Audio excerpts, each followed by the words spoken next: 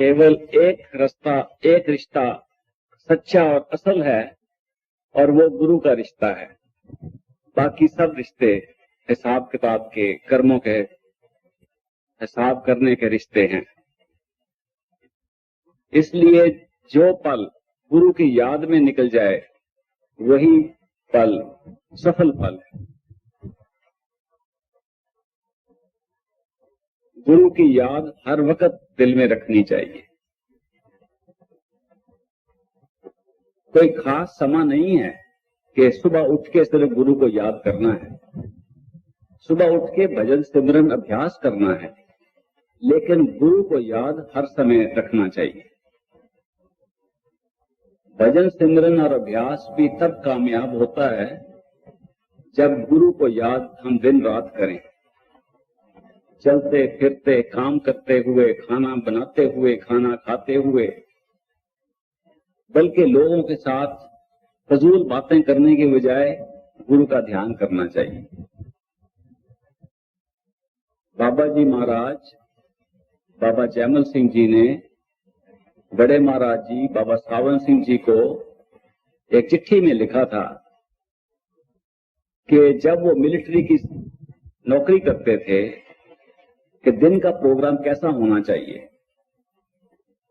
उन्होंने कहा कि सारा दिन सूरमे की तरह बहादुर बन के अपनी ड्यूटी पूरी करनी चाहिए।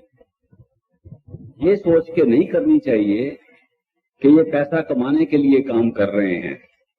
ये सोच के करना चाहिए कि ये गुरु की सेवा है, गुरु के हुक्म से कर रहे हैं, और इसलिए करना चाहिए कि गुरु का हुक्म है।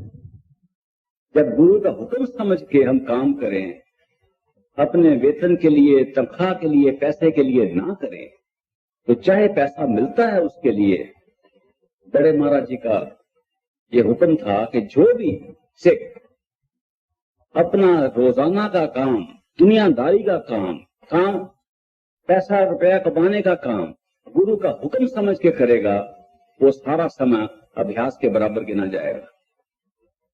इसलिए सारा दिन जो काम किया जाए उसको गुरु का हुक्म समझ के करना चाहिए और सेवा के भाव से करना चाहिए।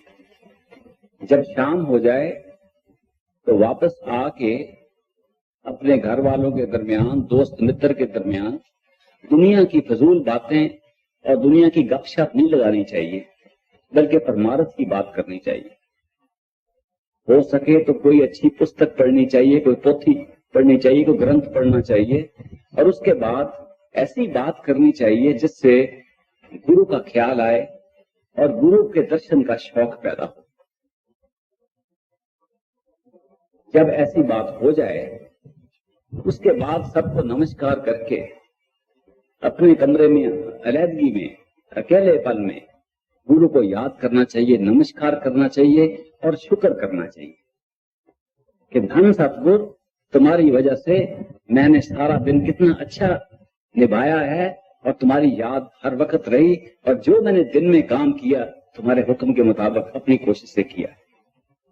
इसके बाद भजन में बैठ जाना चाहिए और सोने से पहले थोड़ी देर, चाहे आधा घंटा, चाहे पौना घंटा, चाहे 15 मिनट, थकावट के हिसाब से भजन में बैठना चाहिए, सिमरन करना चाहिए, शब्द को सुनना चाहिए और फिर सो जाना चाहिए। सुबह तड़के 3 बजे उठ के फिर अभ्यास को शुरू करना चाहिए। और सुबह का अभ्यास जो है बहुत अच्छा होता है। उस वक्त कोई शोर शराबा नहीं होता, सब सो रहे होते हैं, कोई जागता है। उस टाइम पे उठ के 3 बजे बहुत दयामेर हो रही होती है। सतगुरु एक दयामेर का भंडार और टोकरा लेके घूम रहे होते हैं कि कोई इंतजार कर रहा है। उस वक्त किसी ने गप्पा लेना है तो अच्छा मौका होता। वो टाइम अपना भजन सिमरन में लगा के तैयार हो जाना चाहिए। अगर समय है काम पे जाने के लिए तो फिर थोड़ी देर सो जाना चाहिए। उसके बाद तैयार होके सतगुरु का नाम फिर लेके अपने काम पर चले जाना चाहिए। अगर ऐसा प्रोग्राम हमारा दिन रात का बन जाए, किसी की मजाल नहीं कि कोई बाल भी विंगा कर सके। किसी के हाथ में नहीं। काल तो क्या, काल की कोई ताकत सामने नहीं आ सकती। सतगुरु का सिमरन जो है, ये 5 नाम का सिमरन हमें नाम दान पे बख्शा गया है, उसमें इतनी ज्यादा ताकत है कि कोई नेगेटिव पावर, कोई काल की या मन की ताकत उसके सामने नहीं ठहर सकती। कोई दुनिया की ताकत सामने नहीं ठहर सकती। आप आजमा के देख लो। 5 नाम का सिमरन इतनी ताकतवर चीज है, उसको दिन रात इस्तेमाल करना चाहिए, कभी कभी नहीं, दिन रात। मन को आदत डालने के लिए आप दिन रात सिमरन करो। जब ऐसा प्रोग्राम करोगे जैसा बाबा जी ने बड़े महाराज को लिख के भेजा, तो क्या होगा, मन को आदत हो जाएगी और मन खुद ब खुद आदत से सिमरन करना शुरू कर देगा। रात को सोते समय आप देखेंगे कि मन फिर भी सिमरन कर रहा है। अगर रात को नींद खुल जाए तो आप देखोगे कि मन उस वक्त भी सिमरन कर रहा है। एक दफा बड़े महाराज जी के पास में गया तो मैंने कहा, ये भजन करना, सिमरन करना मुश्किल होता है क्योंकि बहुत ख्याल मन में आ जाते हैं। तो बहुत मुस्कुरा के हंस के बोले, बेटा तुम क्यों कष्ट करते हो, तुम क्यों भजन करते हो, अपने मन से करवाओ। ये इतनी गंभीर बात उन्होंने कह दी। थोड़ी देर तो मुझे समझ नहीं आई, बाद में आहिस्ता आहिस्ता पता चला कि असल सिमरन वही है जो हम आंख बंद करके बैठ के अपने अंदर खुद ना करें, अपने मन से करवाएं और आप आनंद से मुस्कुराते हुए मन को सिमरन करता हुआ सुन सके। आपने कभी देखा है कि मन आपके अंदर हर समय बोल रहा है, कभी चुप नहीं होता। मन कभी एक सेकंड के लिए, 1 मिनट के लिए चुप नहीं होता, हर समय बोल रहा है। आप आंख बंद करके देख लो, खोल के देख लो, जागते हुए देख लो, सोए हुए देख लो, मन सोचता जाएगा, कुछ ना कुछ गड़बड़ाता रहेगा, कुछ ना कुछ बोलता रहेगा। जिस चीज को हम विचार कहते हैं वो भी मन की बोली है। अब मन और आत्मा की जो गंढ बंधी हुई है, जो इकट्ठे ऐसे बंधे हुए हैं, उनको खोलना ही अभ्यास का काम है। अब जब ये दोनों बन जाते हैं तो हमें ये नहीं पता चलता कि हमारी आत्मा कौन सी है और हमारा मन कौन सा है। जब हम अभ्यास में बैठते हैं तो कई बार ऐसा मालूम होता है कि हमें खुद कष्ट करके सिमरन करना पड़ रहा है, लेकिन हमें सिमरन करने की आवश्यकता नहीं, मन से सिमरन करवाओ। मन हमें इसीलिए दिया गया था। मन और आत्मा में फर्क ये है कि मन बोलता है, आत्मा सुनती है। आत्मा की 2 ताकतें हैं, नृत और सुरत। नृत आत्मा की वो ताकत है जिससे आत्मा देख सकती है, सुरत वो ताकत है जिससे सुन सकती है। सुनने और देखने का काम हमारी आत्मा का है, बोलने का काम मन का है। तभी महात्माओं ने कहा कि अगर आपने परमात्मा को पाना है तो खामोश हो जाओ। मुसलमान फकीर ने कहा है, खामोश पंज नौबत बिश्नौज आसमाने। अगर तुम खामोश होकर सुनो तो 5 नौबत, 5 शब्द तुम्हारे अंदर गूंज रहे हैं। मुश्किल यह है कि हम खामोश नहीं होते। हमारा मन बोलता रहता है और हम समझते हैं ये हम बोल रहे हैं।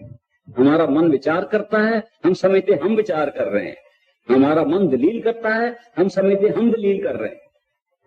इसलिए जब अभ्यास में सुबह 3 बजे उठ के आप सिमरन शुरू करो तो अपनी जगह, अपने आसन पे बैठ के, जो आंख के पीछे तीसरे तिल पे होना चाहिए, वहां बैठ के खामोशी से मन को सिमरन करता हुआ सुनो। मन से सिमरन करवाओ। वही मन जो दलील देता है, वही मन जो हमारे सिर के अंदर बोलता है, वही मन जो विचार पैदा करता है, ख्याल पैदा करता है, उसी मन से सिमरन करवाओ। और आप क्या करो, आप बैठ के चुप होके सुनो। सिमरन का पहला कोर्स है अभ्यास में। जब सिमरन का कोर्स पूरा हो जाता है तो आत्मा को आजाद करके सुनने की आजादी मिल जाती है। उस वक्त शब्द सुनाई आता है अंदर, वो शब्द जो मीठे से मीठे, सुरीले से सुरीली आवाज है, जो शुरू में घंटी की आवाज लगती है, वो आवाज तभी सुनाई आती है जब हम सुनने वाले बने। जब हम बोलने वाले बनते हैं तो वो आवाज सुनाई नहीं आती। जितनी देर हम विचार करते रहें, सोचते रहें, बोलते रहें, अपने सिर के अंदर वो आवाज सुनाई नहीं आती। जब हम सुनने वाले बन जाते हैं तो शब्द की आवाज सुनाई आ जाती है।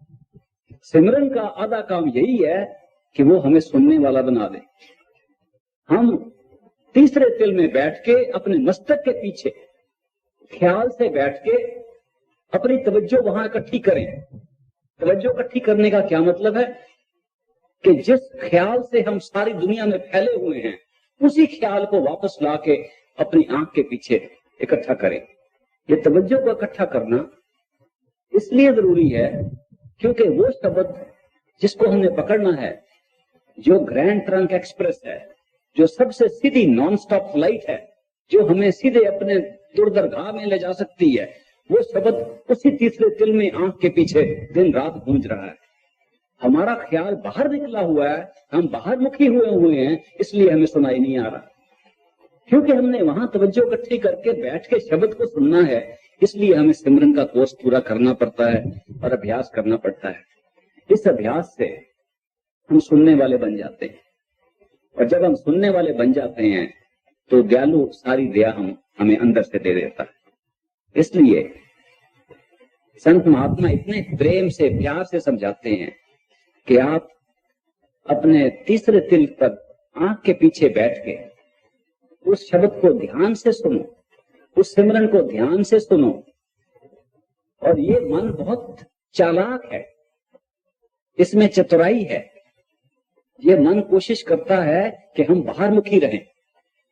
आप देखो, अगर आप आधा घंटा बैठते हो भजन और मन कहता है चलो कोई बात नहीं, आधा घंटा ले लो मेरे टाइम में से, बाकी तो मेरा ही टाइम है, और कल से फैसला कर लो कि नहीं आज तो मैंने 2 घंटे बैठना है।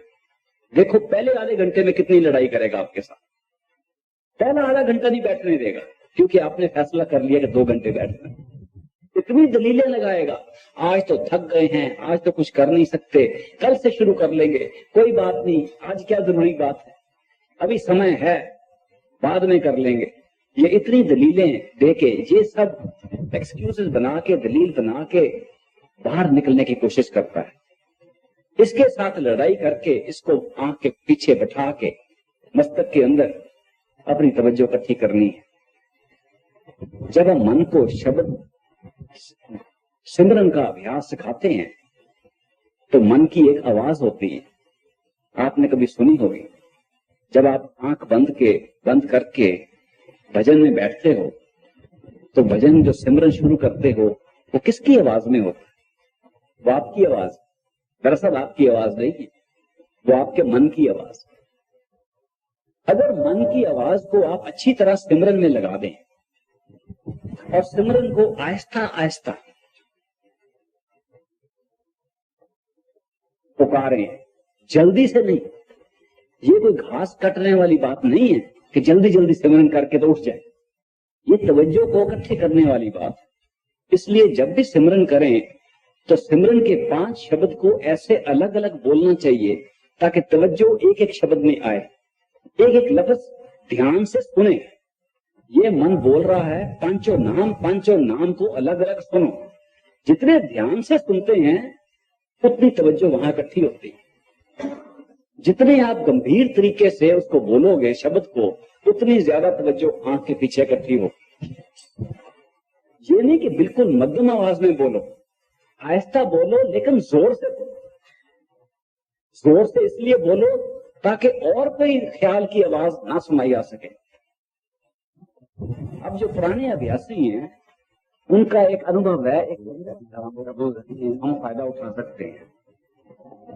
पुराने अभ्यासी कहते हैं कि जब वो सिमरन करते हैं और 5 नाम को जपते हैं, बार बार उसको जपते हैं, तो 5 नाम तो मन आराम से एक रूटीन तरीके से, एक आदत से बोल रहा है, लेकिन मन में एक और ताकत बोल रही है जो कहती है अब कब तक बोलना है, कितना टाइम हो गया है, अब कब उठेंगे, हम तेज तो नहीं बोल रहे, जल्दी तो नहीं बोल रहे। वो कौन है? वो भी मन है। जब हम मन को सिमरन में लगाते हैं तो मन की कोशिश ये होती है कि सिमरन को दबा के जुबान पे ले आए और आप फिर फ्री होके, आजाद होके बाहर भाग जाए। इसलिए हम सिमरन शुरू करते हैं, थोड़ी देर के बाद देखते हैं कि सिमरन तो जुबान पे आ गया है, मन फिर आजाद होके भाग गया है। उस भजन और सिमरन से हमारी तवज्जो यहां इकट्ठी नहीं होती, क्योंकि मन तो भाग गया, मन तो फिर विचार में चला गया, और हम समझते रहे कि हम सिमरन कर रहे हैं और सिमरन जुबान पे आ गया, मन पे नहीं आया। सिमरन जुबान से नहीं करना, मन से करना। अगर मन दूसरी आवाज में बोलना शुरू कर दे तो पहली आवाज को बंद नहीं करना, दूसरी आवाज को उसी सिमरन में फिर शामिल कर लेना। अगर आप देखें कि भजन करते करते जब आप सिमरन कर रहे हैं तो उस वक्त एक और आवाज आपके दिमाग में बोल रही है, उस आवाज को भी सिमरन में लगा दो, दोनों आवाज का सिमरन सुनो। अगर तीसरी आवाज आए उसको भी सिमरन में लगाओ, रोकना नहीं सिमरन। 5 शब्द का सिमरन अपने तरीके से करते जाना है, और जो भी आवाज आए उसको सिमरन में लगाओ। जब मन के साथ ऐसा तरीका आप इस्तेमाल करोगे तो मन अपने ख्याल से फिर किसी की शक्ल सामने ले आएगा। कोई बच्चा याद आ गया, घर वाली याद आ गई, घर वाला याद आ गया, कोई दोस्त मित्र याद आ गया, कोई काम करने वाला याद आ गया, कोई बिजनेस का काम याद आ गया, कोई ना कोई शक्ल सामने ले आता है। किस लिए? ताकि तवज्जो फिर बाहर जाए। अगर सिमरन करते करते अभ्यास में ऐसी कैफियत पैदा हो जाए कि मन कोई और शक्ल हमारे सामने ले आए तो लड़ाई नहीं करनी, जो सामने शक्ल आए उसको भी सिमरन में लगा दो। जो आवाज आए, जो शक्ल नजर आए, जब अभ्यास 3 बजे सुबह आप कर रहे हो, सबको सिमरन पे लगाओ। आप देखोगे कि अगर इस तरीके से आप सिमरन करोगे तो ऐसा लगेगा कि सारी दुनिया सिमरन आपके सिर के अंदर कर रही है। जब आप सब तरीके के मन की आवाज को खामोश करके सबको सिमरन में लगा दोगे, अंदर से शब्द के धुनकार आपको सुनाई आ जाएगा।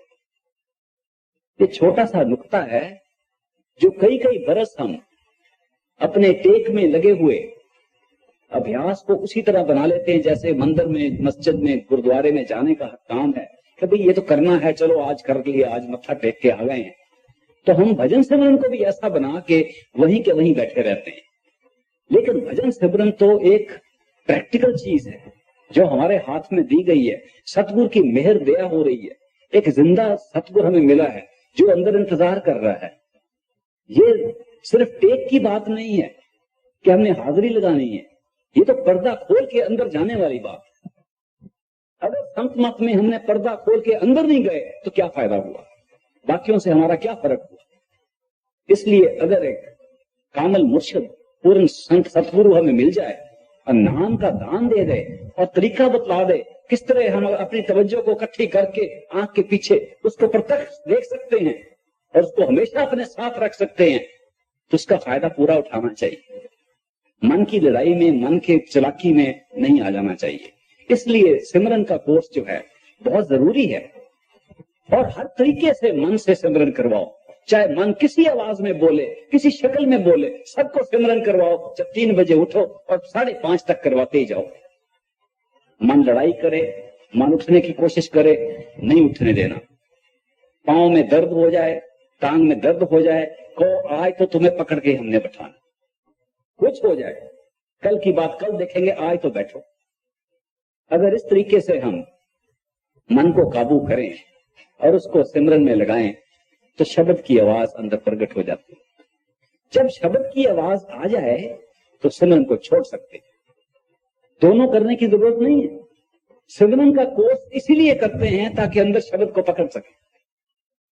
शब्द वो ताकत है जिससे सारा संसार पैदा हुआ, जिसको हम अपना आप समझते हैं, जिसको हम आत्मा समझते हैं, जिसको हम समझते हैं हमारी जान है, जिससे हम महसूस करते हैं, हम देख सकते हैं, बोल सकते हैं, दुनिया में जिंदा है।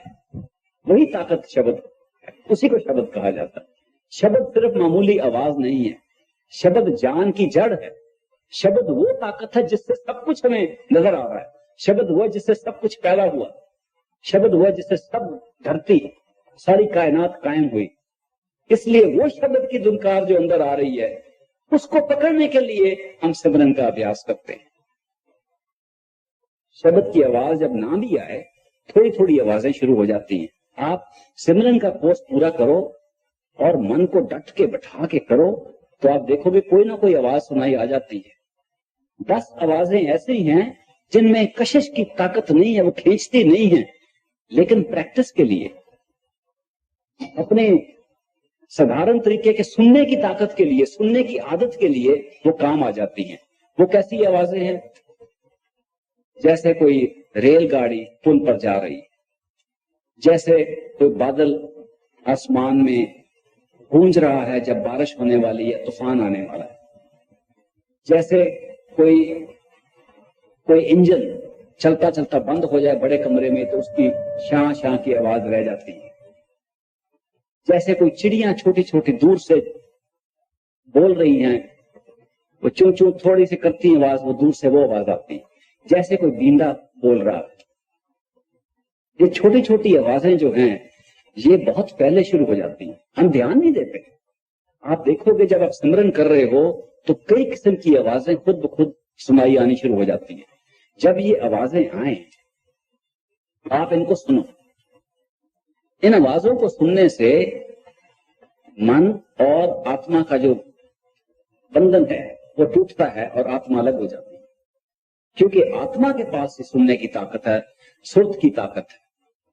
और जब आप उसको सुनोगे तो सामने प्रकाश आएगा। आप किसी किस्म की आवाज को सुनना शुरू कर दो, आप देखोगे कभी इधर से लाइट आ गई, कभी कोई रंग नजर आ गया, कभी कोई ऐसा नजारा नजर आता है जैसे कोई चीज चलती हुई एक तरफ से आती है या दूसरी तरफ से निकल जाती है, जैसे कोई डिजाइन बन के, कोई पैटर्न बन के, कोई अलग अलग रंग में या लाइट में सामने से आके गुजर जाते हैं। जब ऐसा कैफियत हो जाए भजन सिमरन में तो इसका मतलब है कि तवज्जो खींच के आंख के पीछे तीसरे तिल पे आ रही है। उस वक्त मन कोशिश करता है कि ऐसे नजारे के पीछे भागे, उसको कभी नहीं होने देना चाहिए। आपको कुछ नजर आए, आप तीसरे तिल पर बैठो, आंख के पीछे बैठो, बाहर नहीं निकलना।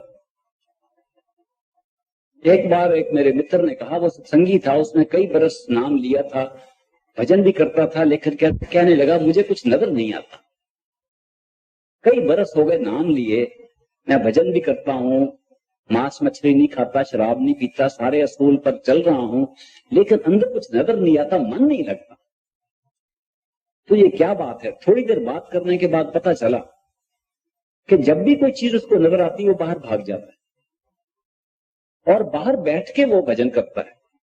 उसकी बात से मुझे इतना अचंभा लगा, हैरानी हुई कि उसके बाद मैंने कुछ सत्संगियों के पास जाके पूछा कि आप जब भजन में बैठते हो तो कहां बैठते हो?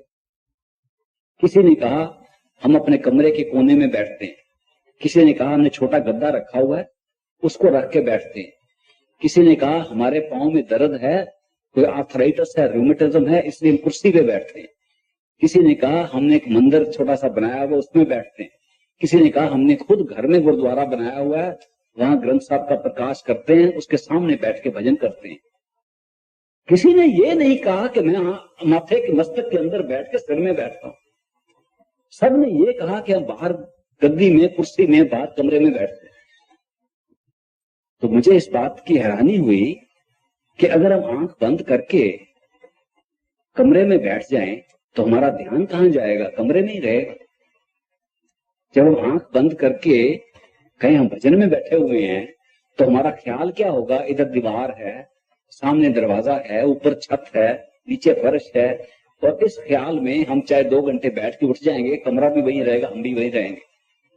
तो भजन कैसे कामिल होगा? तो भजन कैसे बनेगा? अंदर कैसे तवज्जो जाएगी? पर्दा कैसे खुलेगा? तो लोगों ने कहा कि जी ये तो किसी ने हमें बतलाया नहीं। मैंने कहा आपके पास कोई सत्संग की पोथी है, कोई संत मत पर कोई बानी की पोथी है? तो उन्होंने एक अंग्रेजी की किताब निकाली, स्पिरिचुअल जेम्स। स्पिरिचुअल जेम्स में बड़े महाराज जी की चिट्ठियां हैं जो सत्संगियों ने लिखी थी। तो वो कहने लगे कि ये जो बात आप कह रहे हो कि सिर के अंदर बैठ के भजन करना चाहिए, तीसरे तिल पे बैठ के शुरू करना चाहिए, ये तो हमने सुनी नहीं बात। हमने यही सुनी थी आंख बंद करके भजन करना चाहिए।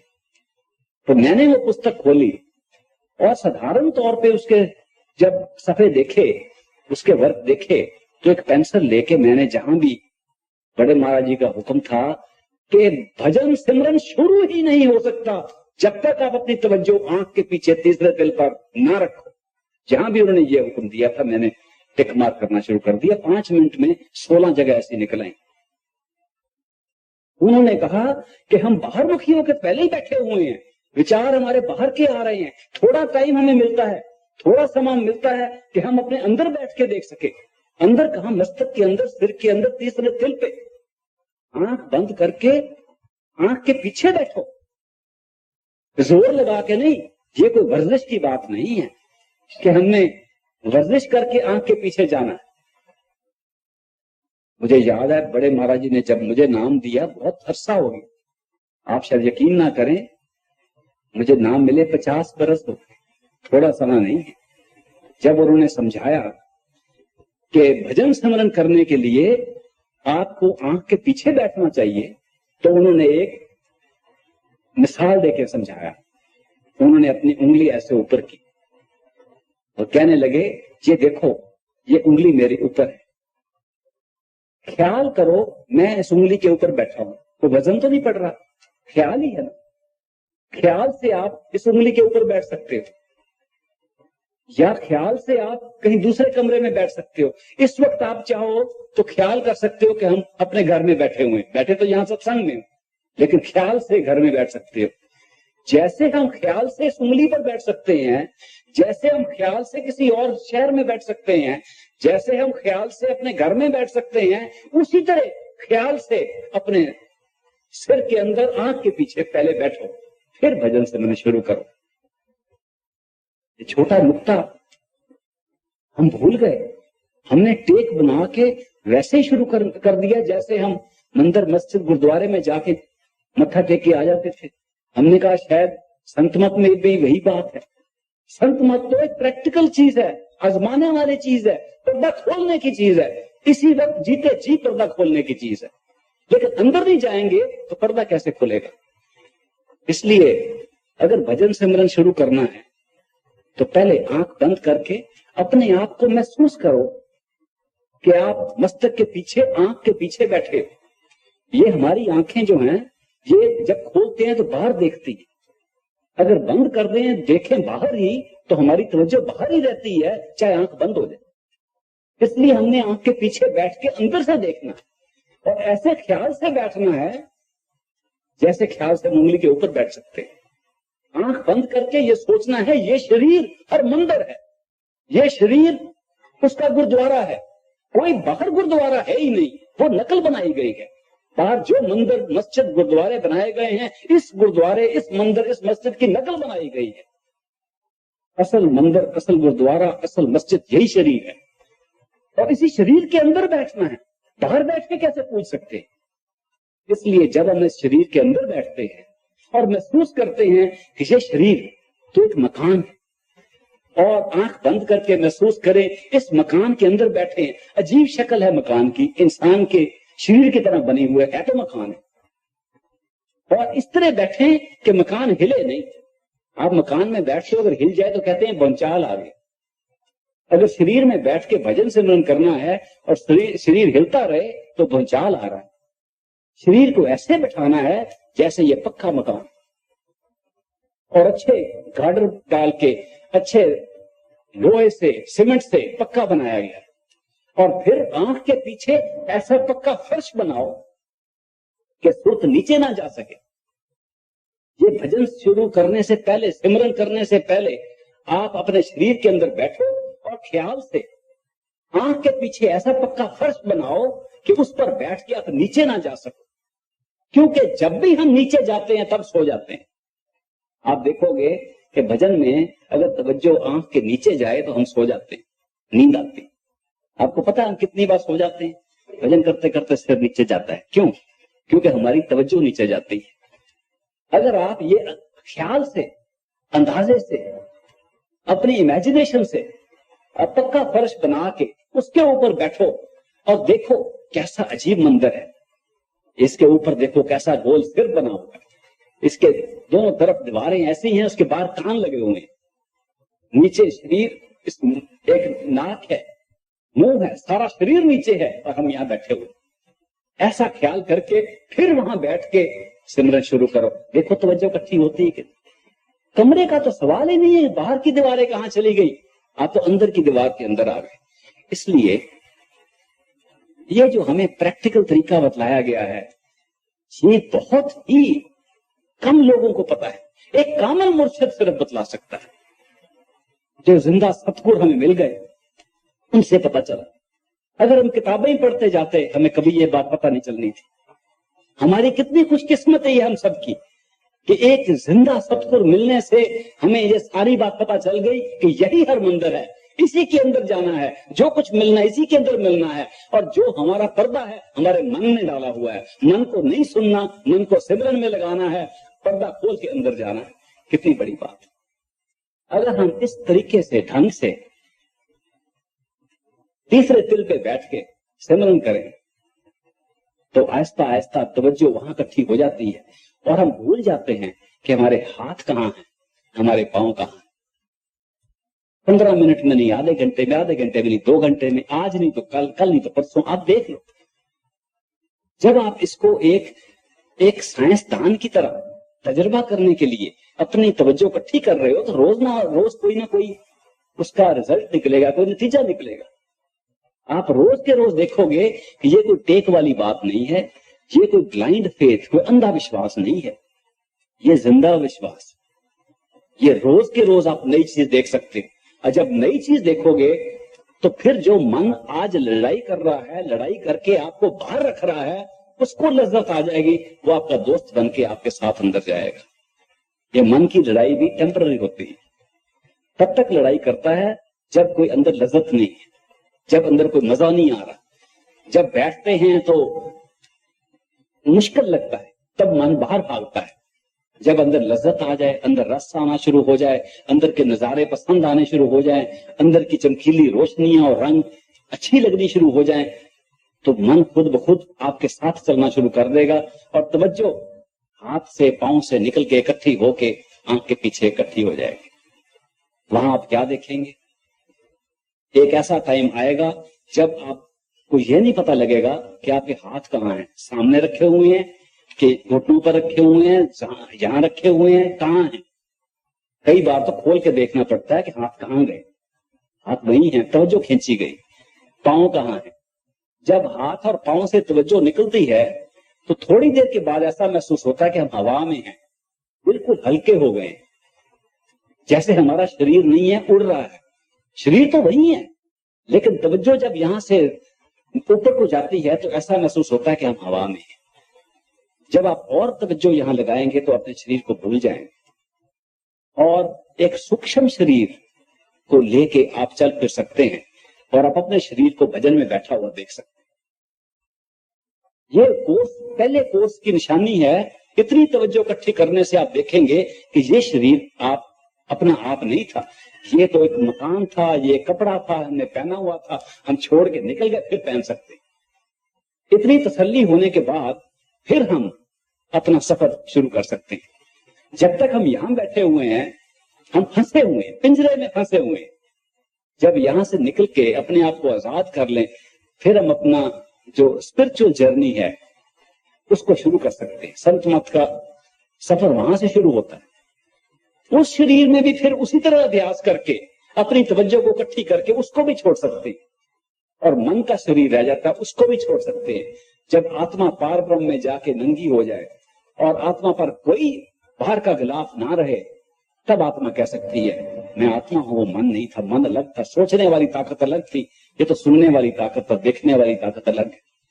सुनने वाली ताकत और देखने वाली ताकत, श्रुत और निर्भ जो आत्मा में है वो अलग होके फिर वो गुण गा सकती है। और बड़े महाराज जी कहते थे कि कामल मुर्शिद का जो संत मत है, जो मत है, कामल मुर्शिद का जो मत है वो वहां से शुरू होता है। लोग कहते थे जी पार ब्रह्म कब पहुंचेंगे, यहां तो ब्रह्म प्रकृति तक हम नहीं पहुंच सकते। तो वो कहते थे भाई वहां आ जाओ, हमारा मत तो वहां से शुरू होता है। क्यों? क्योंकि हमारे जो कर्म है हमें यहां लेके बैठे हुए हैं। हम अपने आप को अमीर समझते हैं, गरीब समझते हैं, यहाँ की करेंसी के मुताबिक समझते हैं। यहां मैं आया तो मैंने कुछ दिरहम ले लिए, अमेरिका में गया डॉलर ले लिए, हिंदुस्तान में गया रुपए ले लिए। जितने रुपए मेरे पास ज्यादा है उतना मैं अमीर, जितने डॉलर ज्यादा है उतना अमीर हूं, जितने दिरहम ज्यादा है उतना अमीर हूं। क्यों? क्योंकि ये सिक्का जो है ये यहां चलता है। जितना सिक्का यहां मेरे पास होगा उतना मैं अमीर हूं, जितना मैं अमीर हूं उतना सामान खरीद सकता हूं, जितना खरीद सकता हूं उतना इकट्ठा कर सकता हूं, उतना दूसरों को बतला सकता हूं मैं आपसे ज्यादा आगे हूं। लेकिन ये सारा सिक्का यहीं का यहीं इस शरीर के साथ रह जाता है।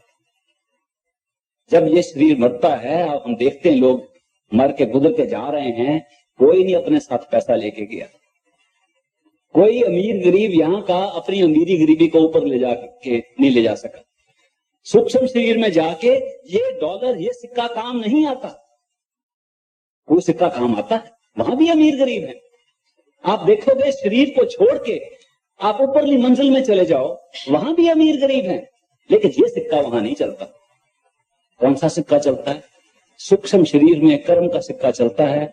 आप नेक कर्म करो आप अमीर हो वहां, बुरे कर्म करो आप गरीब हो। कर्मों का सिक्का वहां तक चलता है। अच्छे कर्म करने से अच्छे कर्म आपके साथ जाते हैं, आप वहां भी अमीर। अगर आप सूक्ष्म शरीर को छोड़ के अपने कारण शरीर में मन के शरीर में चले जाओ तो कर्म भी पीछे रह गए, उनका कोई काम नहीं। आपकी इंटेंशन जो है, किस गरज से आप काम करते हो, वो वहां का सिक्का। लोग अच्छे नेक इरादे से चलते हैं, उनका सिक्का वहां चलता है। जिनके इरादे खराब हैं, चाहे कर्म कोई हो, वो गरीब के गरीब है वहां भी। लेकिन जब आत्मा मन के देश को ब्रह्मांड को छोड़ के सचखंड की तरफ चलती है तो वो सिक्का भी वहीं रह जाता है। ना इरादे काम आते हैं, ना कर्म काम आते हैं, ना यहाँ की माया काम आती है। फिर क्या काम आता है? पार ब्रह्म और उसके ऊपर सिर्फ एक ही सिक्का चलता है, उसका नाम है प्यार और भक्ति। अगर आपके दिल में प्यार और भक्ति है तो आप वहां भी अमीर हो, चाहे आपने वो धन यही इकट्ठा किया हो। इसलिए प्यार और भक्ति का सिक्का सचखंड तक चलता है। अगर आपने सचमुच कोई जायदाद इकट्ठी करनी है इस दुनिया में, इस संसार में, तो प्यार और भक्ति की जायदाद इकट्ठी करो। जैसे पलटू साहब कह गए, साहेब के दरबार में केवल भक्त प्यार, वहां और कुछ चलता ही नहीं। कोई जात पात नहीं चलती, कोई दुनिया का पैसा नहीं चलता, माया नहीं चलती, कर्म नहीं चलते, कर्म कांड नहीं चलते, नेक इरादे नहीं चलते, प्यार और भक्ति ऊपर तक चलती है। इसीलिए जो सिमरन का कोर्स, जो भजन का कोर्स, जिसका जिक्र मैं इतनी देर से कर रहा हूं, संत महात्मा कहते हैं अगर आपने भजन को कामयाब करना है तो अपने अहंकार से, हौमे से आंख के पीछे बैठ के मत सिमरन करो। इस अहंकार में मत आ जाओ, मैं 2.5 घंटे सिमरन करता हूं, इस हौमे को लेके मत अपने आप को मारो कि मैंने ये कर लिया। ये मैं को तो खत्म करना है। कोई पता है आपको दुनिया में कौन सी ताकत है जो मैं को खत्म करती है? सिर्फ एक ही ताकत है, वो प्यार और भक्ति है। जब आपका प्यार किसी के साथ भी हो जाए तो मैं एक पीछे हो जाता है। और कोई ताकत नहीं पैदा हुई इस संसार में जो मैं को मार सके। मैं को मारने वाली ताकत प्यार और भक्ति है। जब आप प्यार और भक्ति से अपना अभ्यास करो तो मैं जो है, हमें है, अहंकार है, वो कम हो जाता है। और हमारे और परमात्मा के दरमियान सिर्फ होमे की दीवार है और कोई दीवार नहीं। प्यार और भक्ति उसका इलाज है। इसलिए भजन पहले दिन से ही प्यार और भक्ति के तौर पे करना चाहिए। भजन को अहंकार और हठ से नहीं करना चाहिए। ये हठ योग नहीं है, ये सहज योग है। सुरत शब्द योग, वो योग जिसमें सुरत शब्द को सुनती है, जिसमें आत्मा शब्द को पाके ऊपर जा सकती है, ये सहज योग है, ये हठ योग नहीं है। ये कोई दम मारने वाले नहीं है कि मैं ये कर सकता हूं। जब मैं ये कर सकता हूं आया तो तरक्की बंद हो जाती है। जब निम्रता के साथ, प्रेम और भक्ति के साथ हम उस सतगुरु को याद करते हुए, उसकी मूर्त को सामने रख के, उसके ध्यान के साथ भजन से वर्णन करते हैं तो प्यार और भक्ति बढ़ती। अब बहुत लोग पूछते हैं कि अगर सारा संत मत प्यार और भक्ति से बना हुआ है तो हमारी प्यार और भक्ति कैसे बढ़ सकती?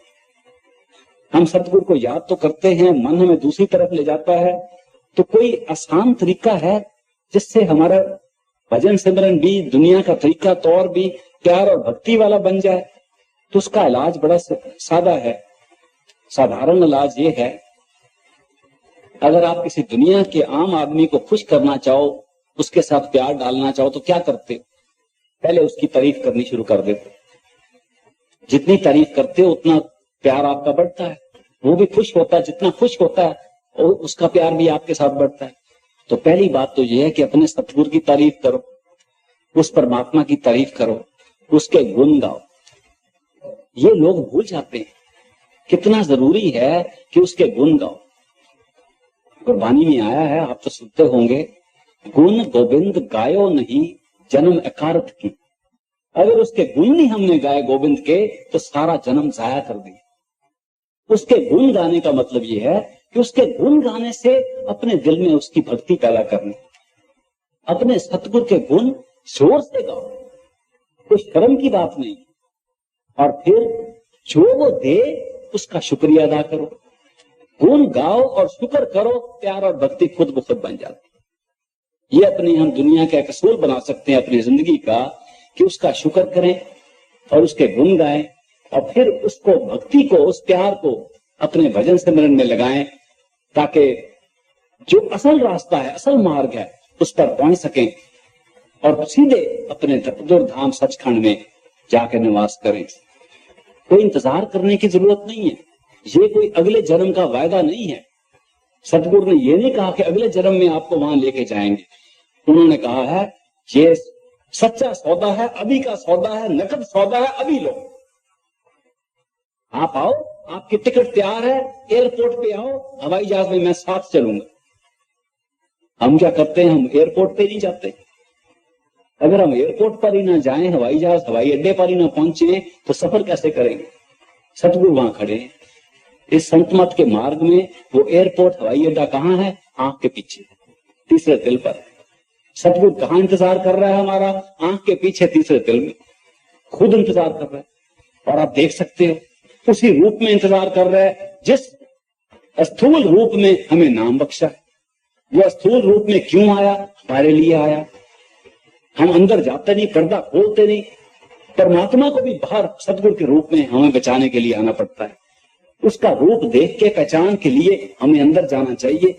वो हमारे साथ सचखंड तक साथ रहता है। और कोई ऐसा मत नजर नहीं मुझे आया जिसमें एक गुरु, एक गाइड, एक टीचर, एक उस्ताद कहे कि अच्छा भाई मैं तुम्हारे साथ पढ़ाई करूंगा, तुम्हारे साथ इम्तिहान दूंगा, तुम्हारे साथ जाऊंगा आखिर तक। सब ये कहते हैं ये रास्ता है, जाओ भाई, हमने तुम्हें रास्ता दिखा दी। एक यही संत मत है, और पूर्ण सतगुरु के नाम दिया हुआ एक मत है, जिसमें गुरु कहता है मैं अकेला नहीं छोड़ूंगा, तुम्हें आखिर तक साथ लेके जाऊंगा, और तुम्हारा साथ मेरा पक्का हमेशा के लिए हो गया।